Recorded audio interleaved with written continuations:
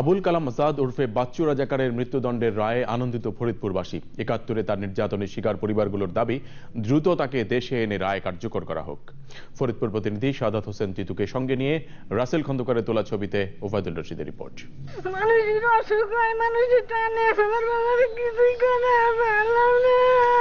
ফুলমালার এই কান্না এখন আর কষ্টের নয়। মহান মুক্তিযুদ্ধে ফুলমালার বাবা মাধবচন্দ্র বিশ্বাসকে হত্যা করে আবুল কালাম আজাদ ওরফে বাচ্চু রাজাকার এবং তার সহযোগীরা।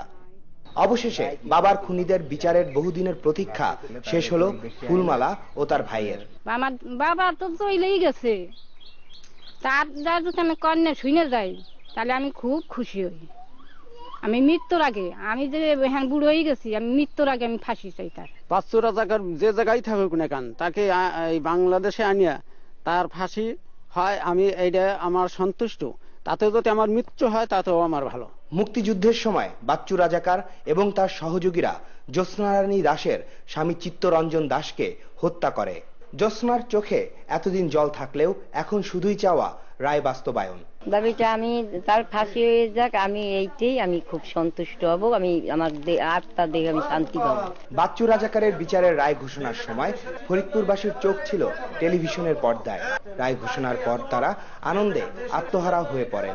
শুধু আবুল কালাম আজাদ ওরফে বাচ্চু রাজাকারই নয়, ফরিদপুরে আরো দুজনের বিরুদ্ধে মানবতা বিরোধী অপরাধের বিচার চলছে। ফরিদপুরবাসীর দাবি বাচ্চু রাজাকারের মতো তাদেরও দ্রুত মৃত্যুদণ্ডের রায় দেওয়া হোক। সব যুদ্ধাপরাধীদের বিচারের দাবি ঘাতক দালাল নির্মূল কমিটির। রায়ের পর সন্তুষ্টি প্রকাশ তাদের। এই ভয়ঙ্কর যুদ্ধ অপরাধী আবুল কালাম আজাদের রায় হতে আমরা অত্যন্ত খুশি। আমরা সরকারের কাছে আবেদন করি যে অনতিবিলম্বে বিশেষ ট্রাইব্যুনাল আরো গঠন করে প্রয়োজনে বাদবাকি যুদ্ধাপরাধীদের বিচার দ্রুত সম্পন্ন করার। এই রায়ের পর ফরিদপুর জেলা আওয়ামী লীগ মিছিল বের করে। তারা ঘোষণা করে বাচ্চু রাজাকারকে ধরিয়ে দিতে পারলে 10 লাখ টাকা পুরস্কার। Obaidul Rashid, channel I, Faridpur.